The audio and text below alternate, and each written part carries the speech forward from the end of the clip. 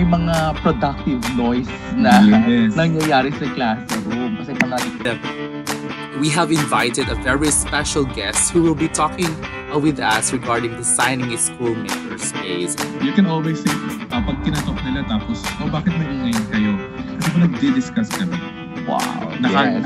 Hi, welcome to ViernEskwela YouTube channel. So today we have a brand new video which I believe will help you innovate your class. So if you're new to our channel, please hit the subscribe button and hit that bell notification for you to be more updated.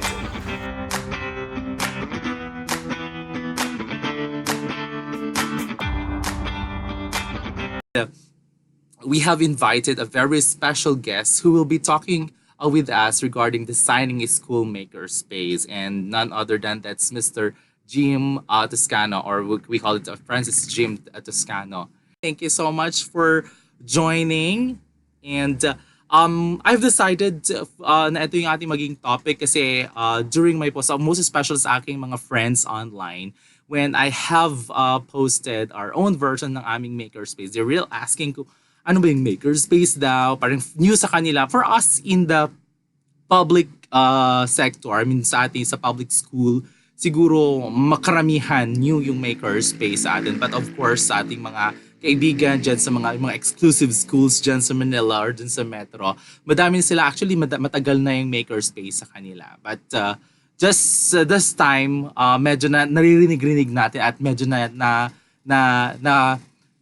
iintriga tayo kung ano ba yung makerspace. We can we really make or design or implement our own version of makerspace? Yun yung ating pag-uusapan ngayon with Sir Jim actually. Yes. So basically ang format ng ating session same pa rin. I'll be discussing simple about the basics of makerspace, and after that mas maganda na pagtuunan nating pansin yung ating interview with our very own guest speaker, which is Sir Jim Toscano. Si Sir Jim ay internationally recognized educator. He's also an edtech coach, digital learning innovation specialist, and of course, ito yung pinakamabigat, is a Global Teacher Prize finalist. So parang Nobel Prize yan ng mga teachers. Finalist lang naman siya. So, grabe. He's been all over the country, here and abroad din. Pasensya na po kayo kasi medyo madilim at may mga naririnig-rinig tayo dito ka sa bahay namin. So, but anyways, who cares about that? At least, yung at saka yung ginagamit ko ngayon is webcam na aking laptop. Hindi ko pa nagagamit. Hindi ko pa natatry. I have a DSLR para naman mas maganda yung quality ng ating video. Kaya lang, medyo ang hirap-hirap i-explore pa at medyo nagkaka-struggle ako doon. Hopefully, next session natin, mas maganda yung video quality. But anyways, and nevertheless, ang importante naman, it's not the video quality, since again, this is a repeat session, yung ating matututunan dito sa ating ViernEskwela Live. So, thank you very much again for joining. I'll just set it up. All right, here. So, here are the contents of my topic for today. So again, kagaya ng ating routine kapag we have a very special guest. So I'll be talking about makerspace projects under makerspace, and then why makerspace. After that, we'll be having our interview with Sir Jim Toscano. So ayun po. First, makerspace. Ano ba yung makerspace? Sabi dito, it's an innovative learning spaces with a shared purpose, meeting today's learners where they are. So, kung mapapansin niyo po, diniscuss ko ito, I think, nung yung last natin, yung last natin na discussion about digital game-based learning, wherein sabi ni Prensky, we're dealing with the 21st century now. At sino ba yung mga 21st century, mga digital natives? Anong characteristics nila? Sabi dito, they are quicker, they are sharper, technology savvy, and visually oriented. Gone are the days kung tayo man, ako personally, lumaki ako sa mga MP4, or we call it as Manila paper technology. Yes, lumaki po ako doon. At karamihan sa ating mga teachers lumaki din doon. Kung time na yon relevant pa yung mga ganong innovations, but now we're dealing with 21st century, medyo hindi ata relevant na because sabi dito, they are quicker, they are sharper, technology savvy, and visually oriented. And we must address this concern or itong mga needs ng ating mga learners today. At ano pang Makerspace? Sabi ni Laura Fleming is meron siyang mga articles, mga journals regarding Makerspace. Sabi dito, to define a school makerspace by its purpose and simplest of terms, it is a place where young people have an opportunity to explore their own interests, learn to use tools and materials, both physical and virtual, and develop creative projects. Ayun. Ay nako, pasensya na po kayo sa aso ng ating kapitbahay. Okay. Ayan. So, ayun po, it's to define the school makerspace by its purpose and simplest of term. It is a place where young people have an opportunity to explore their own interests, learn to use tools and materials, both physical and virtual, and develop creative projects. So, ayan. So, sabi dito, ano ba yung mga projects? Ano ba yung mga projects, possible projects under Makerspace that they can accomplish with the use of yung mga tools, mga equipment, or mga materials under sa ating Makerspace. So, it's a hands-on project. So, lahat mga hands-on project. By the way, nung tinagtatanong sila sa akin, ano ba yung mga Makerspace? So, kung first time iyan, ang palaging sinasabi sa kanila in layman's term, it's a workshop area for our learners. Pag workshop iyan, there is a hands-on activity. Right? And it's a project-based. Project-based. Ito, ang maganda dito, tatanungin natin si Sir Jim mamaya, ano ba yung mga possible tips para paano ba ma-utilize yung makerspace at para mas maging interactive yung pag-utilize sa ating makerspace. It's a cross-curricular or interdisciplinary approach. Of course, sa ating mga teachers, mga colleagues sa DepEd, we are mandated to do this sa ating COT number 1, cross-school, across learning area, sabi doon, at dapat interdisciplinary. Bakit ba talaga interdisciplinary? Mga learners natin, mga super bombarded sa mga projects. Kung may pa-project si science, may pa-project si math, may pa-project si EPP, may pa-project si English, pagod mga bata.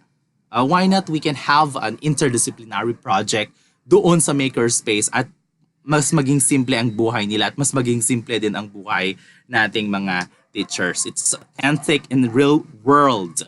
Basically, kung ano yung natututunan nila sa ating classroom, they're able to apply that into real world or into real life situation. It's an active learning, promotes active learning, hindi super passive na nakikinig lang sa mga teachers. Can be mobile as well. It focuses on STEM or STEAM, science, technology, and engineering, math, and arts. And ito yung ano natin. Ang ating makerspace, it can be high-tech, it can be low-tech, it can be no technology at all. Kasi nga parang kapag sinabi nating makerspace, medyo na-i-intimidate na tayo na, medyo parang kailangan na ata ng madaming equipment, madaming mga mga advanced, mga high-tech technology, mga high-tech na mga equipment na yan. No, because a makerspace can be high-tech, low-tech, or it can be no-tech. So, ayun po. So, yung mga possible project. Here in Batak, we have started introducing yung makerspace, utilization of makerspace. Of course, muna sa ating mga teachers, we have started with the help, of course, of our division office superintendent that time, that's Dr. John Corpus, and of course one that's in charge for the training, that's Ma'am Aubrey, and of course with the help of our very own na speaker ngayon si Sir Jim na tumulong sa atin sa ating makerspace training. At hindi lang siya basta nag-introduce ng makerspace, nag-introduce din siya kung paano ba siya gamitin, mga strategies at meron curriculum na i-follow doon it's curriculum-based siya na interdisciplinary. Ayan pa yung mga possible outputs. Now, for school initiative, siguro, since personally ako ang teacher, hindi naman ako pwedeng walang gawin naman, syempre, to address the needs of my 21st century learners. So, we have initiated this. It's called InnoHub.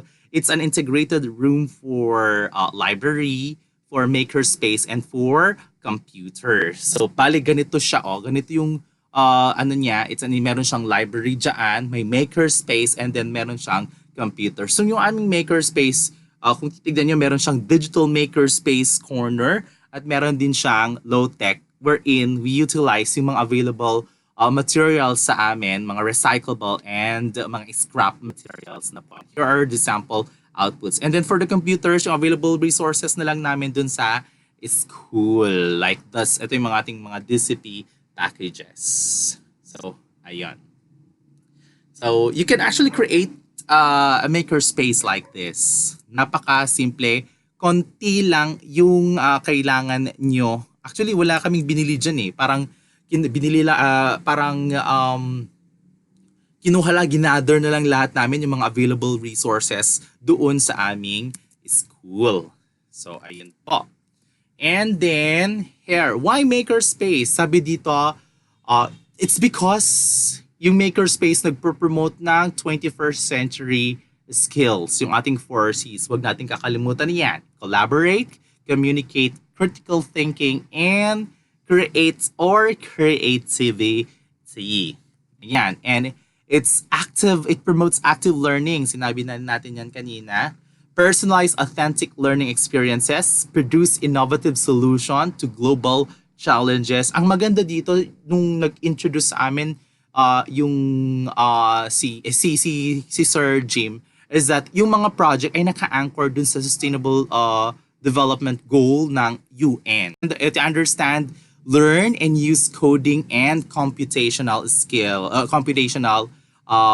thinking. At ang maganda dito na ano din yung mga soft skills ng mga bata, kung like paano kapag nagkamali sila, anong magiging reaction nila, or paano nila iti-take yon positively or negatively ba, at andun tayo para i-guide yung ating mga learners. It enhance and support school and district community. Kasi nga kung ano ba yung ating mga materials doon, pwedeng tumulong yung ating community din para makapag-build up ng sariling makerspace doon sa schools. And at the same time, yung mga output din ng mga bata, it can be pwedeng tumulong sa community at pwedeng tumulong din sa school. So, ayun. So, that's it. So, that's the basic. Alam ko, our time today is not enough para i-discuss the whole of Makerspace. But, gusto kong i-highlight yung ating interview with Sir Jim Toscano para sa ating topic under designing a makerspace. Kasi mas authentic yung aming discussion na ngayon. Kasi nga, magbabatuhan kami ng question, paano ba mag-design? Ano ba yung mga challenges? Ano ba yung mga tips? Ano bang kailangan na meron tayo? Okay na ba na resources lang yung meron tayo? So that will be our discussion with Sir Jim.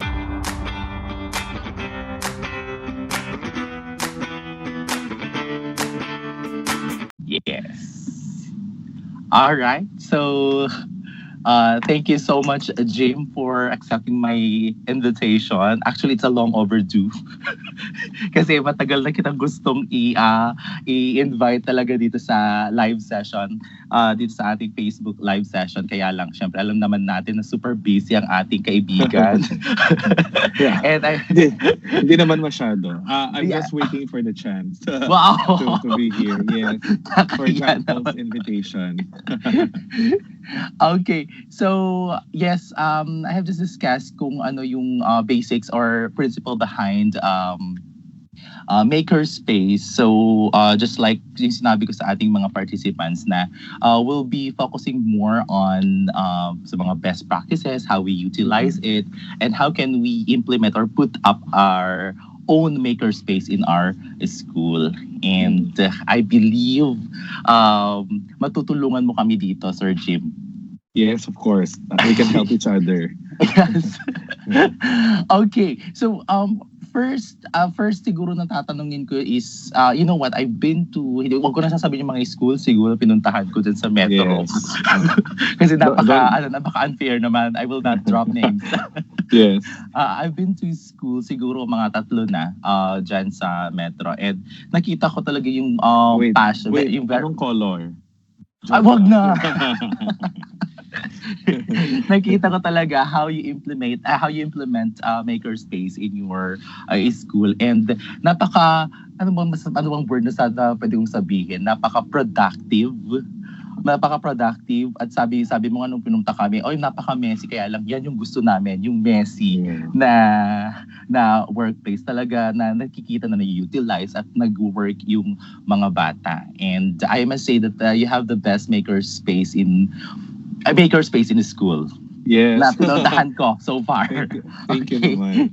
All right. So, ano yung mga best practices? What are your best practices in your school on how sa paggawa or sa inyong makerspace specifically? Yeah, siguro number one, it's not really about the space itself. Mm-mm. I've seen the way you did it in your school, and Mm-mm. you know, it's not really about having the best or a beautiful space, yung That's malaking right. space. Oo. While it's important that there's a space for it, more than the physical space, it's how we prepare the curriculum, That's right. the learners, and even the teachers in utilizing Makerspace. So I'll start off with number one, sa curriculum. If you have noticed, we've been doing a lot of workshop with teachers from Batak. That's right.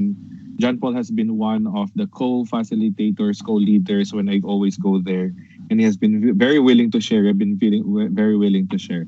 It's about, I always start with the why behind. Mm-mm. So bakit ba natin to ginagawa? Bakit gusto natin magka-makerspace? Is it because it's the trend? Or is it because we see something good in it that will make things better in the way we do in the classroom? That's why it's always important to go to the why, and then kasama ng why is saan sa curriculum natin siya ipapasok. Pwedeng ipasok, correct. Or yung curriculum ba natin, does it allow makerspace to happen? Diba? That's right. You can have a very good curriculum, but if it's too much packed with content and we don't really know where to focus on, it's hard to bring in the idea of makerspace, of That's making, creating. Kasi it takes time. If you have noticed, di ba? Yeah, oo. Ang daming preparations and Ang daming everything. preparation. Tapos kahit pagdating sa mga bata, ang mga bata pag sobrang engaged sa project, ayaw nila paawat. Kasi That's gusto right. nila, they really wanted Nakafocus to sila. to be the best project that they can do. That's So right. it's a good opportunity for them, but may trade-off. We want to go back to our curriculum. Ano yung mga nice to know, mga trivial, hindi naman masyadong importante na hindi na kailangan pag-usapan. Or, alam mo yun, papag-usapan pero hindi siya yung focus. Di ba, right now, ang daming teachers, minsan ang dinidiscuss yung trivia. That's right. Yung trivia So, information, not the core information. parang Tapos- kung sa Bloom's taxonomy yan yung pinaka lowest level, which is Oo. remembering only. Yes. So, nandun pa rin tayo sa idea na yun na pag alam nila lahat dito, na memorize nila lahat dito, ay they're already the best students. But right now, we are being shown that those who can transform their ideas and information into concrete actions, sila ang mga magagaling na mga learners. So, start with the curriculum.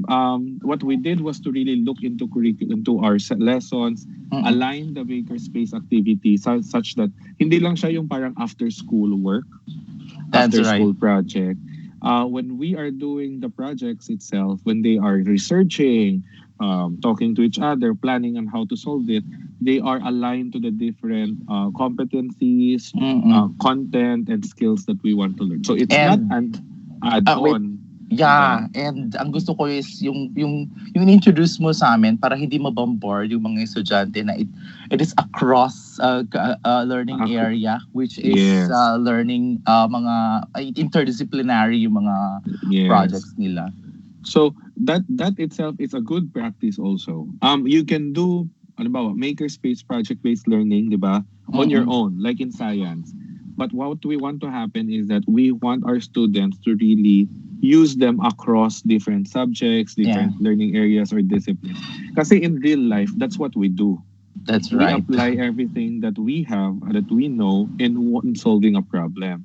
So you have enabling skills like Mm-mm. literary skills, numeracy skills. You have content in Mm-mm. science, in social studies, and then you have attitudes in values Yeah. education. So when you Creativity sa arts. yes, sa ano, actually those are just contents and competencies. Wala pa yung mga soft skills, essential skills na That's right. Mm-mm. wala sa curriculum pero na ituturo natin if may makerspace. Like That's, collaboration, mm. like um, Com- conflict resolution management, yung mga tipong ganon, yung parang working with each other. Mm-mm. And then even the idea of, ano, if I make a mistake, do I give up or do I Mm-mm. continue working? The trial and error. Mga, So those kinds of things, best practices. Another thing, so looking for, ano tawag dun? Intersections, right? Tama din yung sinabi mo kanina na if there's one big project, ang mga bata hindi na bombard. Kasi Kara. ngayon, Mm. kanya-kanyang project. Mm-mm. Tapos sabay-sabay Actually, ang yun yung deadline. nakikita ko dito sa province ngayon. I'm sorry sa Diba? ating mga participants kung medyo, kaya lang, truth hurts. Yun talagang Yeah. nangyayari. Like, kung si math teacher nagpa-project, magsiselos si science teacher, magpapa-project din, magsiselos na magpapa-project. Sino ang pagod? Ang mga bata. Why not Everyone, na... di ba? Mm-mm. Everyone Lahat. has a deadline. Tapos lahat gusto, tinatype at Exactly. ginagandahan. Yung tipong ganun, like, the child is burdened. And then, Yes. ayun nga, ang dami nating usap-usapan about homework. That's Di ba? right. O dagdag mo pa yung project Na meeting. oo, meron na tayong Republic Act na pinagbabawal na yung homework. Oo. So, hindi natin alam kung maipapasa yun. Pero, yeah, all those kinds of stuff. Second, teacher training. In Batak, for example, di ba? We did not Yes. start with the teachers. We started with school leaders. That's right. Master Kasi teachers. gusto natin maintindihan nila kasi sila yung number one na magsusupport talaga ng mga projects na ito. Yes. I mean, just like itong mga projects na ito. Di ba? Tapos, and then we were very successful because Exactly. they know what will be happening in the classroom.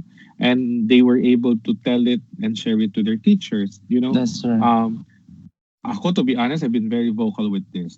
That was my first time of doing a workshop, a project, hopefully long term, where I started with the school leaders and division leaders. Usually before, ako, teachers. And when then I asked them, hindi alam ni principal ang gagawin, hindi alam ni ganito ang gagawin. But sa Batak, for example, of course, with your help and Yeah. Ma'am Aubrey and I think it's all Chief, collaborative effort yes. kasi actually. you know, you have that kind of support. And then, di ba, kailan ba yun? That was last year? Mm-mm. And then, Last November. year. Actually, November. Ito Yeah, ata, so- ganito siya, November. Mag-1 year na pala tayo. Oo.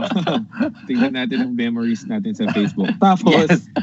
nung April, tama ba? April? April. Kasi Halos- inset siya. Oo. Halos 1 week. Ako 1 dyan. week. And then we Oh. trained a lot of teachers. That's And right. the teachers did. So, alam mo yun, yung parang the cascading. So, teachers need to know what should be expected of them, what is happening. And then even school leaders, they know what to check. They know what needs to be aligned. So, that's kind of good practice also. Like, all at the same level of understanding.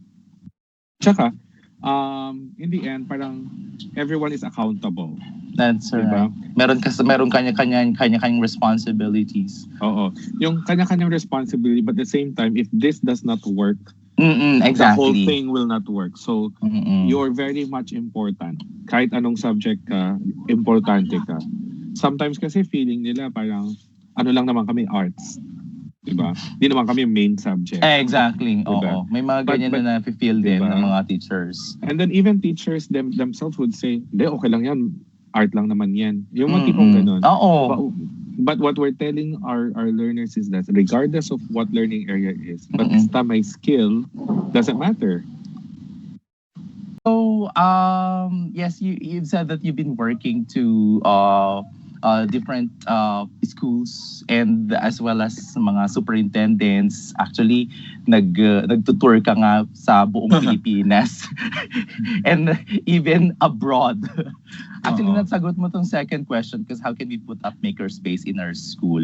Ang gusto ko na lang ang gusto ko lang i-explain is how can we contextualize yung makerspace. Kasi nakita mo na kung ano yung setup dito sa public school. Yes, we Yeah, have yeah. limited resources. Wala kaming mga advanced materials for yung mga makerspace. I mean, nakapaloob dun sa makerspace. How can we contextualize makerspace in Yeah. our... I think that's a really, really great answer. And, di ba, sabi mo nga, natatawa ako kanina, di ba? Mhm. Before we had an interview when you mentioned, like, our school, Xavier School, has the best makerspace. Yes. Maybe the program, but Yeah, program. the physical space also is, when you compare it to others, and if people will just look at the physical thing, feeling ko hindi kami mananalo. Kasi nga parang we don't have, like you, parang something, when we started this, we wanted it to be on the back of our mind, how can it be scalable? How can it be replicated by other schools or by other people? So we went for a makerspace model that is not hard to put up. Diba? I mean, diba you visited, ang tech lang na dala ng mga bata is yung iPad nila. iPad, yes. Nila yun. Mm-mm. Tapos the rest are glue guns, That's right. the rest are recyclable materials. Mm-mm. Contextualization of makerspace will be very challenging if we focus on high tech. That's right. Oo. Kasi I mean, it's not even contextualizing that is the challenge. It's funding. It's funding. Access. Oo. So, Nagde-demand yan ng madaming mga infra. exactly. And it also takes time for us to, ask for funding because there are more Mhm. immediate things. So Mm. what we did was to look at the surroundings that we have. Mm-mm. For example, we have a physical plant office, parang carpentry shop. Mm-mm. Diba? So sila yung nag-aayos ng furniture namin. So they have chip of woods, Mm-mm. of wood. They have scrap metals. We actually asked them to send in to us their trash, diba? Their unused Mga materials. Yeah. We have a waste segregation committee that works on environmental issues in the school. So may committee and they're looking at waste segregation. Since nasa-segregate naman ang mga plastic noon, right now wala na kasi plastic dito sa Mm-mm. school. Ay, kasi bilan yun na. Mm-mm. Single-use policy single-use plastic is banned na here. But before, we talked to them and they gave us plastic bottles and all those things. So I think what I love about our makerspace model is that it's easy to be contextualized by different schools. Say for example, if you are living in a mountainous area, Just like us. yes. If you're up in the mountain and you have the luxury of wood, That's right. indigenous materials like shells, whatever kinds of things that come from the environment, bring them in. Use it. Diba? That's Use right. them. It's just a matter of sorting them out Mm-mm. so that students can know that they are there and then they can use them. Contextualization could also mean partnering with the Local. home, the Yeah, local the home. communities.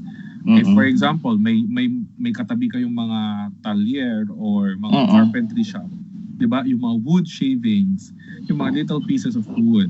Parang you You can can ask actually. them partner or yung mga sa bahay, 'di ba? Sa bahay ang daming mga Mm-mm. plastic waste. Dami, mga plastic waste. Mga tissue rolls, mga Lego toys na hindi na naman nang ginagamit. Mm-mm. Even toys, broken toys could be used actually in the makerspace. So it's actually more of when you want to contextualize, it's about bringing in, looking at the community, and then bringing in materials that can be used in, like what you did, for example. That's Diba? right. Oo. Actually, ang nakita nung pagpasok ko lang sa ito, pagpasok ko sa school, meron kaming isang room na bakante. So ang Diba? naisip ko talaga noon, oh sige. Kaya lang sabi ni school head ko, gagawing computer room kasi lumalaki na yung madami ng mga units. So sabi ko, why not we create, we establish a room na integrated na lahat-lahat like Yeah. library. Actually nakita ko yan sa Xavier. It's actually, diba, learning resource center namin. Exactly, oo. Nakita ko yan. Sige, contextualize natin. Yeah. Ilagay din natin para parang one stop na yung mga bata. Kung gusto nilang mag-workshop doon sila magpupunta. Kung gusto nilang mag-computer, doon sila pumunta lahat-lahat. Para at least na ma-maximize yung yung mga available facilities. Kasi yun talaga yung ginagawa namin sa Department of Education. We maximize the available resources. Kasi nga, ang palaging sinasabi is, alangan naman na hintayin natin yung DepEd na bigay lahat-lahat. Hello, ang daming schools dito sa Pilipinas. Yeah. If we can work on it, diba, why not start it? Diba? That's right. Oo. Ayun. And siguro for the last na question ko, what are the tips in establishing a makerspace in our class? Siguro madami ka nang nasabi dun sa physical setup ng makerspace. Tip siguro as a teacher. Tip siguro as a teacher kung ano yung meron dapat ng isang teacher para makapag-establish ng kanyang sariling makerspace. Yes. I think number one tip on that is parang openness. Openness to learning. Number one, if you want to have makerspace, number one, be open with the changes that you will have to do. Right? Not just in your curriculum, the way you teach, but even like the physical arrangement of your classroom. Diba? What will you need to change? So you have to think about it. Second, think about the different lessons that will go with it. Kasi na-mention ko na yung space, materials, preparing everything.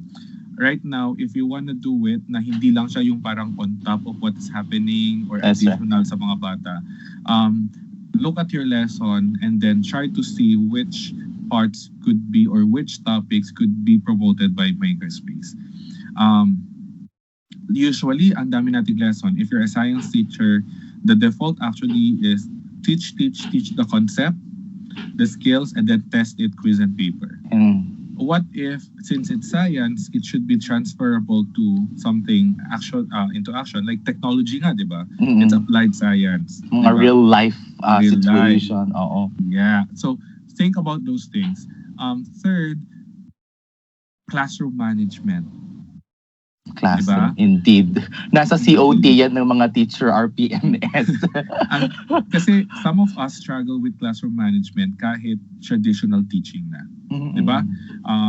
But when you do makerspace activities, you are giving the freedom, the space, opportunity to make decisions with the students. That's right. And of course, when you give those opportunities to students, syempre, mag-iingay sila, mag-gulo sila. Mas-challenge talaga yung mo. You need to distinguish what is productive noise, that's right, collaboration, as compared to wala lang. Diba? Nagdadaldalan lang. And Sir Jim, I hope din na may mga school head na nanonood ngayon nito kasi dapat maintindihan nila talaga na may mga productive noise na nangyayari sa classroom. Kasi parang nakikita ko pag noise na agad-agad, ayun na, mahina ka na sa classroom management. Kaya lang may mga productive talagang noise na na-produce ng mga bata during collaboration. Yeah. I think we need to remove that kind of notion. That's the right. Notion that if the class is quiet, they are learning. That's a very traditional idea. Kasi si teacher lang ang Move on. Diba? Si teacher lang nagdadaldal. It's more of a teacher-centered learning. Exactly. Ako before, sometimes I ask my teachers, why is your class so quiet? Because for me, I don't want a quiet classroom. I want a classroom where students are talking to the That's right. teacher and to each other and working. So, yes, school leaders who are there, not all noisy classrooms uh, are classrooms that are not learning. Or it does not mean that the teacher is not good in classroom Classroom management. management. Well, in fact, I will turn it around. If you have a teacher who has a very productive classroom, you should hear students talking to each other. Mm-mm. And you should be proud of your teacher because the teacher can manage at the same time be able to facilitate everything. Yes. Hindi naman pwede mag-group work tapos nagbubulungan. Exactly. Diba? Hindi naman pwede mag-group work tapos gumagawa ng project walang sound. It doesn't really sit well. And it also goes back to our insecurities as teachers. We grew up kasi traditionally being taught that if you are a good student is a very quiet student. Hindi eh. A good student is someone who knows how to communicate his ideas, work well Expresses. with other people, at kailangan magsalita. So, again, of course, school leaders should know one's productive noise sa mga noise na hindi naman productive. That's right. Pero school leaders can only do that if they go inside the classroom and observe. Wag lang yung dadaan. Di ba? Yung iba dadaan lang. Tapos Dadaan. Oo. Uupo. Diba? And then, ano na. Oo. You can always say, pag kinatok nila tapos, bakit maingay kayo? Kasi po nagdi-discuss kami. Wow. Yes. Nakakita na ba kayo ng discussion? Mga walang teachers. sound? Pwede yung sabihin yan. So pag From tinanong the kayo, mouth of Sir Jim. so, pag tinanong kayo, you can always say, well, ang hirap namang mag-discuss, mag-project na walang ingay. That's Anyway, right. yeah. It's just just kidding aside, it's just a matter of saying that right now, we need classrooms where students are talking. We need classrooms where students are engaged. And a very quiet classroom gives me a sense of paranoia. Kasi I don't know what's happening inside the mind of my That's right. students. Diba? Ano I've been kayang telling nangyayari? this- Ano kayang ginagawa Yan. nila? May plano ba sila? Those kinds of things. Classroom management is very, very important. That's right. Classroom Okay. management. Last thing, the way you communicate with students. Kasi students will be committing mistakes. Students will be asking questions. So as a teacher, you should model grit, growth mindset. Tell them that, this is your first prototype. Ano yung expect mo? Perfect? You have to do trial and error. So when you allow that and you let your students appreciate mistakes, as a teacher, you need also to tell yourself that, number one, I'm not a perfect teacher, so I will not look for perfect students. Diba? Minsan, nagkamali lang yung bata, galit na yung mga teachers. Diba? Do you have any questions? Tapos may nag-question na bata, galit ka naman. Bakit kami Kasi- yung tanong? Oo. So, Gusto ko yan. growth mindset. Kasi in Makerspace, people will be committing mistakes. It should be a safe place to commit mistakes. Diba? So when students commit mistakes, anong sasabihin mo? Will you say it's okay, you can do it better? Or magagalit ka ba? O mainis ka? Kasi sayang yung oras or whatever. So those kinds of things. It's really more of the teacher, disposition ng teacher. I mean, you've seen it, and when we were doing workshop, di ba kahit nga mga teachers, binibigyan natin ng feedback. Exactly. Oo. At teachers na sila, di ba? Tapos yung project minsan hindi pa aligned. So what more with our students who are simply learning pa? Di ba? So every one of us is learning. Every one of us are learners. So we need to be open to committing mistakes and learning and learning from them. Yeah. So, O at least at their early age, alam na nila na okay lang pala mag-commit ng mistakes, may mga learnings pala behind it. yeah. And then in the future, kapag magtatrabaho na sila, at least they're able to apply it in the future. Yes. I think yun yung kailangan natin. Kasi sobrang focus tayo sa perfect. Exactly. Walang perfect na tao. Excuse me. Diba? And in the end, like for example, ikaw nanalo ka ng mga contests recently. But those things underwent trial and error. Exactly, Kung yes. first time mong ginawa yun, hindi naman perfect Mm-mm. agad. Diba? Kahit ako rin.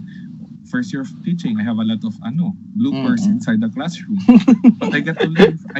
I got to learn from them because you have the support of other people. So yeah. Ayun, wow. Thank you. Thank you so much for a great discussion. Thank you also. Thank you for having me here. It's Yeah. a great Saturday morning. So is this a Saturday?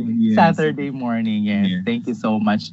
And lastly na lang siguro, may mga platforms ka na gusto mong Yes. i-advertise kasi may mga pwede silang pumunta sa mga podcast mo. Yeah. So I have a podcast. It's Empower Ed podcast. JP has Yes. an episode with me. So baka JP can also share in your website that our podcast episode. Yeah.